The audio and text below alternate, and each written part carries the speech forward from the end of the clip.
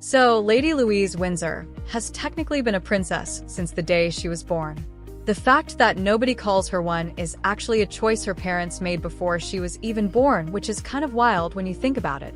Imagine having a legal right to something your entire life and simply never using it. That's her reality. Now, with King Charles III monarchy essentially running with a much smaller working royal team, the question is no longer whether she can use the title. The real question is whether she will. And honestly, the most interesting part of this entire situation isn't even the title itself. It's what Lady Louise Windsor has been doing while everyone else has been debating it. Before we get into the details, make sure to subscribe to UK Update so you don't miss any updates on this story. Now, let's start with the part that makes this situation legally unusual, because you can't fully understand why this is even a discussion without going back to 1917. At the time, World War I was raging, and royal families across Europe were collapsing. King George V, the grandfather of Queen Elizabeth II, watched his royal cousins lose their thrones. The Russian Tsar, who was his first cousin, had been overthrown, and the German Kaiser was struggling to hold onto power. As a result, King George V decided that the British monarchy needed to appear smaller, more modern, and less vulnerable.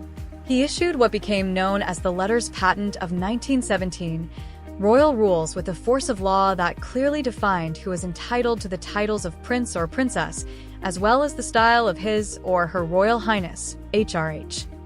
The rules were relatively straightforward. The monarch's children automatically received these titles and styles.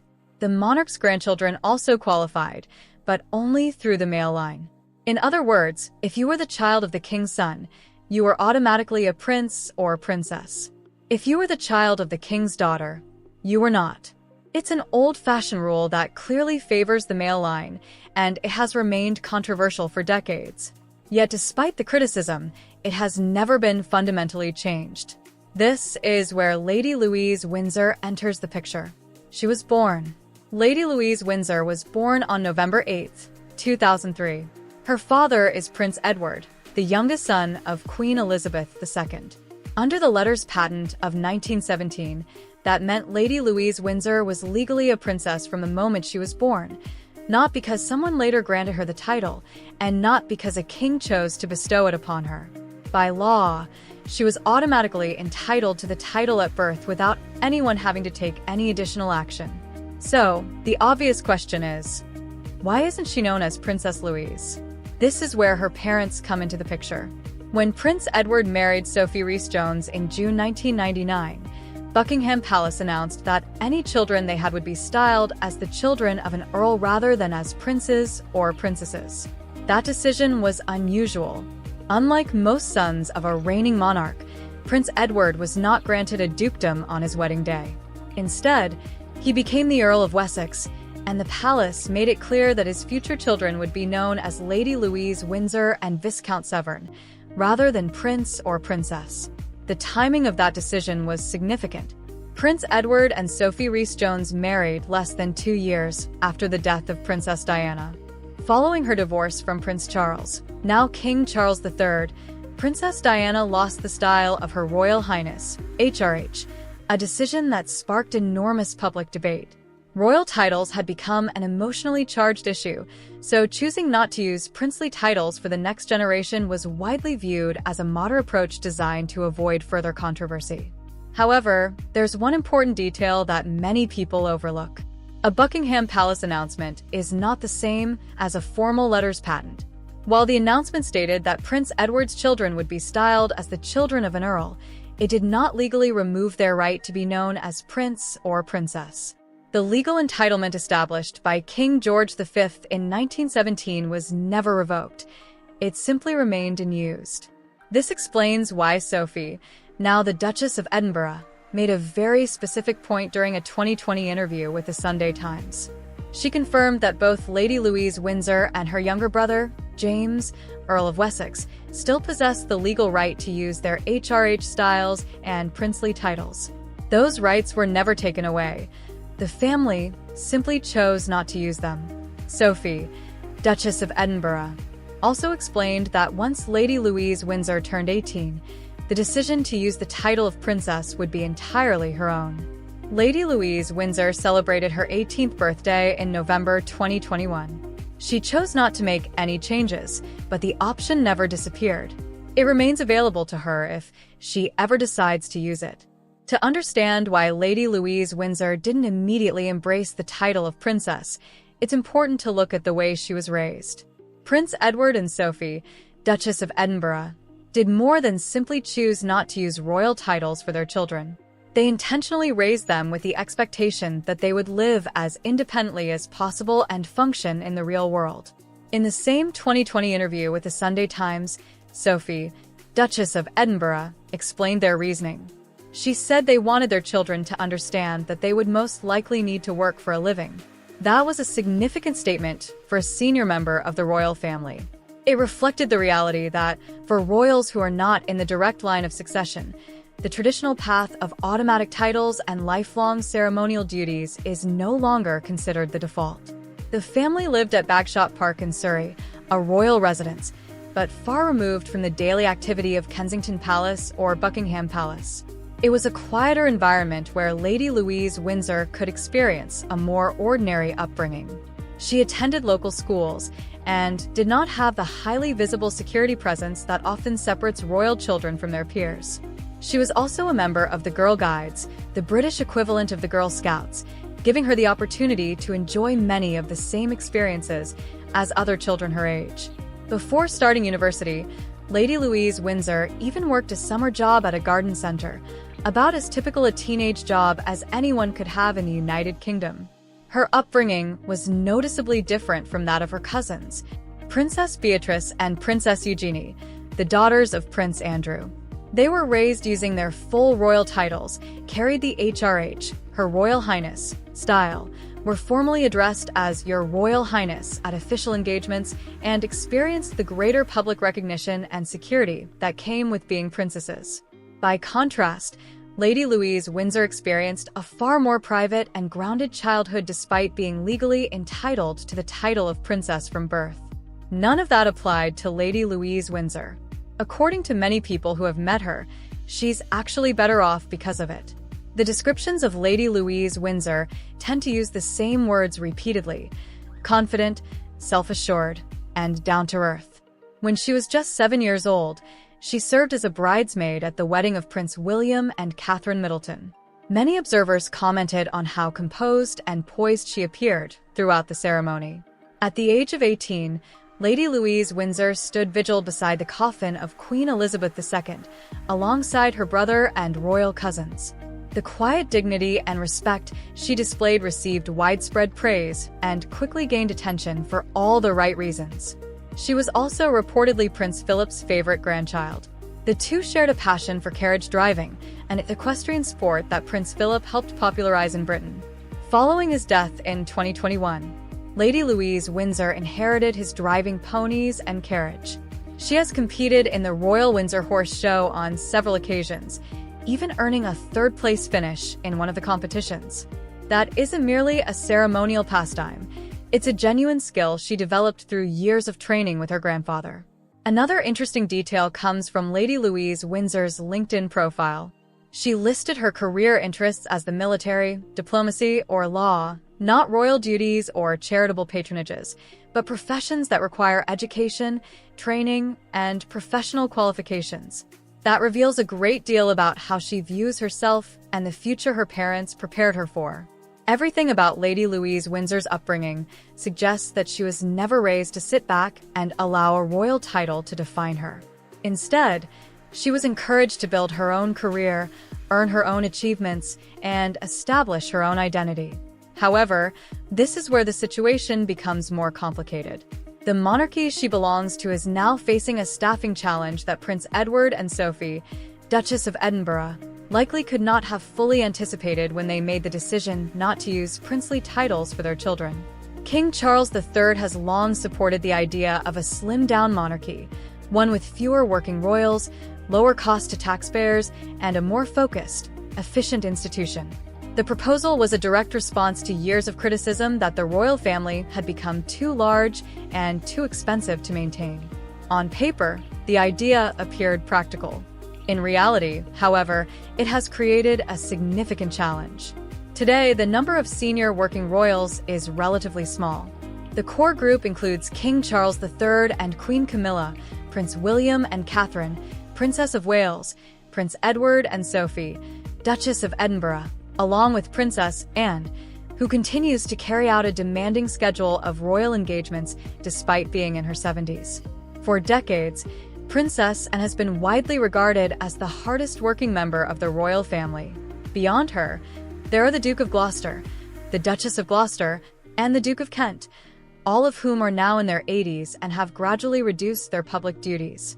That leaves a remarkably small group of active working royals.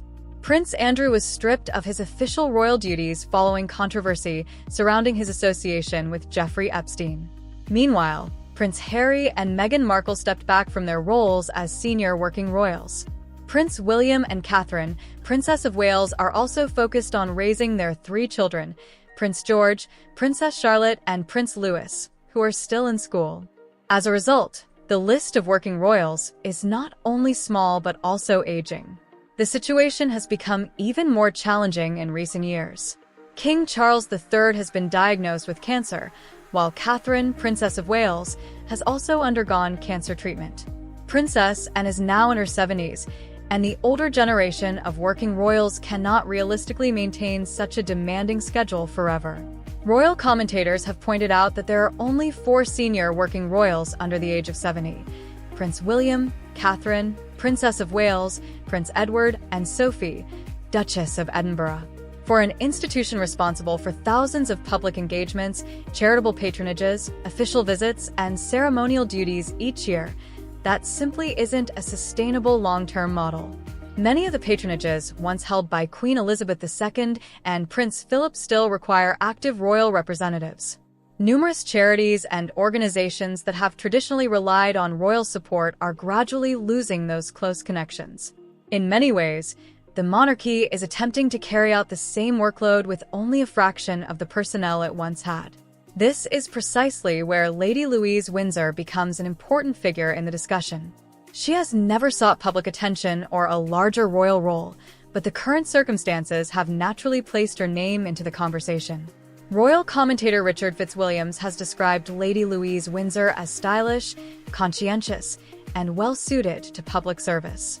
He has suggested that she could become an important asset during the future reign of Prince William, arguing that the monarchy will require additional dedicated family members if it hopes to continue supporting its charities and public engagements on the same scale.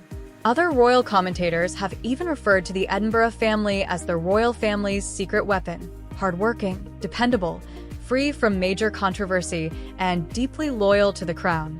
The monarchy clearly has roles that will need to be filled in the years ahead, and Lady Louise Windsor is one of the few younger members of the family who could potentially step into that responsibility.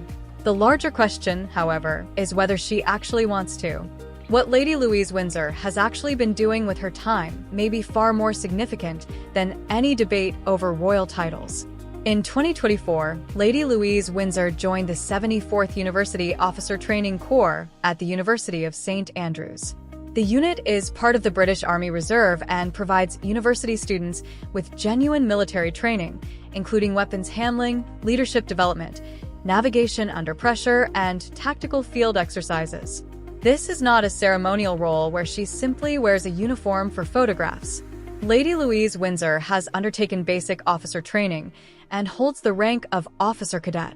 In November 2025, she was seen marching in full camouflage during the St. Andrews Regiment Day Parade, an important remembrance event. Military units marched through the town before laying wreaths at the local war memorial. According to eyewitnesses, Lady Louise Windsor remained completely focused and professional throughout the ceremony, maintaining military discipline and never breaking rank. Sources close to the royal family have reportedly said that she genuinely enjoys military training and hopes to serve her country in some capacity. What makes this particularly significant is the historical context. If Lady Louise Windsor joins the British Army after graduating from the University of St. Andrews in the summer of 2026, she could become the first female member of the British royal family to undertake a military career since 1945. The last royal woman to serve was Princess Elizabeth, later Queen Elizabeth II, who joined the Auxiliary Territorial Service, ATS, during World War II. She trained as a driver and mechanic, learning to operate and maintain military vehicles, an experience she often recalled with great pride throughout her reign. If Lady Louise Windsor follows a similar path, she would become the first royal woman in more than 80 years to pursue military service in that tradition. There have also been reports suggesting that she could attend the Royal Military Academy Sandhurst, where both Prince William and Prince Harry trained as army officers. If that were to happen, it would place her on the path toward a genuine professional military career rather than simply holding honorary military appointments, as many members of the royal family do. This possibility changes the entire conversation surrounding her royal title. A Princess Louise who simply attends charity events and ribbon-cutting ceremonies is one thing. A Princess Louise who has earned her rank through demanding military training, demonstrated discipline under pressure, and built a career based on service would represent something quite different. It would reflect a modern vision of royalty, one built not only on heritage and titles, but also on personal achievement, professional training, and public service. That level of credibility would make the HRH title feel earned rather than simply inherited. It would completely reframe the conversation. While undergoing military training, Lady Louise Windsor has also been living the life of a university student. She is studying English literature at the University of St. Andrews, where she began her studies in September 2022. Unlike the intense media attention that followed Prince William and Catherine Middleton during their university years, Lady Louise Windsor has enjoyed a much quieter and more private experience. Now in her 4th year, she is widely described as friendly, approachable, and down-to-earth. She reportedly moves around campus without a highly visible security presence, allowing her to enjoy a relatively normal student life. In addition to her academic studies and military training, Lady Louise Windsor has also been involved in student theater. She recently performed in a production with the Dragon Theatre, further demonstrating her willingness to participate in university life beyond the classroom. She has also been linked to a fellow student, Felix de Silva-Clamp, although neither has publicly confirmed the nature of their relationship. Known for her calm, steady personality, Lady Louise Windsor has managed to avoid scandals and public controversies, an achievement that many royal observers consider especially notable given the intense scrutiny surrounding the royal family. She is expected to graduate in the summer of 2026, and once she does, attention will inevitably turn to her next step. Whether she chooses a military career, takes on official royal duties, or pursues an entirely different profession, her decision is likely to attract significant public interest simply because of who she is. To understand where Lady Louise Windsor may be headed, it's helpful to look at the example set by her parents. The Edinburgh family has quietly become one of the monarchy's most dependable branches, particularly during King Charles III's ongoing health challenges. Prince Edward and Sophie, Duchess of Edinburgh, have steadily taken on more public engagements and earned a reputation as one of the royal family's most reliable working couples. Their approach has been defined by consistency rather than controversy. No drama, no scandals, just dedicated public service. Lady Louise Windsor may well follow that same path, focusing on quiet service through royal duties, charitable work, or national service rather than seeking headlines or public attention. However, a practical question remains. If she chooses to take on a larger public role within the monarchy, how will she balance that responsibility with the independent life and career her parents always encouraged her to build? If Lady Louise Windsor were to represent the monarchy in an official capacity, the title Lady Louise Mountbatten-Windsor might not carry the same level of recognition or authority as Princess or Her Royal Highness, HRH. Those titles are far more widely recognized and traditionally associated with senior members of the royal family. Some royal commentators believe that if Lady Louise Windsor takes on a formal royal role in the future, she may eventually begin using the title of princess. If that happens, the transition may not come through a major public announcement, but rather through a quiet and natural change in how she is officially styled. Historian Gareth Russell has suggested that King Charles III is willing to adapt royal titles and responsibilities as circumstances evolve. If that's the case, It is entirely possible that Lady Louise Windsor could choose to use the title of princess whenever the timing best suits her life and future role within the monarchy. There is precedent for this within her own family. When Prince Edward was created Duke of Edinburgh in 2023, the styles and titles associated with his children also changed to reflect his new rank. The example demonstrates that royal titles are not necessarily fixed. They can evolve alongside changing roles and responsibilities. What makes Lady Louise Windsor's situation so fascinating isn't simply the title itself. It's what that unused title represents: the power of choice. Many people born into the royal family never have that opportunity. Their roles are often determined from birth. Lady Louise Windsor, however, has been given the freedom to decide what kind of life she wants to lead. Her parents made a deliberate decision to shield her from many of the pressures and intense public scrutiny that often accompany life as a working royal. In doing so, they gave her the opportunity to discover her own interests and build her own identity. Her summer job at a garden center, her passion for carriage driving, her military training, and her degree in English literature are all personal choices that reflect her own ambitions rather than expectations imposed by royal tradition. Now, as Lady Louise Windsor prepares to graduate from university, she faces a decision that could shape the rest of her life. She can remain Lady Louise Windsor and pursue an independent career, whether in the military, public service, or another profession, on her own terms. Alternatively, she can choose to use the royal title that has legally belonged to her since birth and gradually step into a more prominent role within the monarchy. Both paths carry significant meaning. Choosing an independent life could symbolize a modern, streamlined monarchy in which not every royal is expected to become a full-time public figure.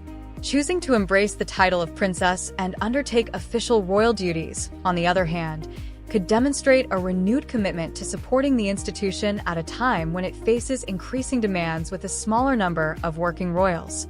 A decision like that could represent a strong commitment to the monarchy at a time when it truly needs reliable and dedicated members. However, Lady Louise Windsor may also choose a middle path. After graduating from the University of St. Andrews, she could continue her military journey by attending the Royal Military Academy Sandhurst, while gradually taking on royal responsibilities as they naturally fit alongside her career. If that happens, her royal title could evolve quietly over time without the need for a major public announcement, reflecting the gradual development of her role within the royal family. What is already clear, regardless of which title she ultimately chooses to use, is that Lady Louise Windsor has earned respect because of her character, dedication, and personal choices, not simply because of her royal birth. In a royal family that has often faced criticism and negative headlines, that kind of credibility is extremely valuable. Ultimately, this story is not just about a title. It is about what Lady Louise Windsor has achieved while staying away from the spotlight. Through her education, military training, and grounded approach to life, she has built a reputation based on hard work and personal merit rather than privilege, and that may prove far more meaningful than any royal title.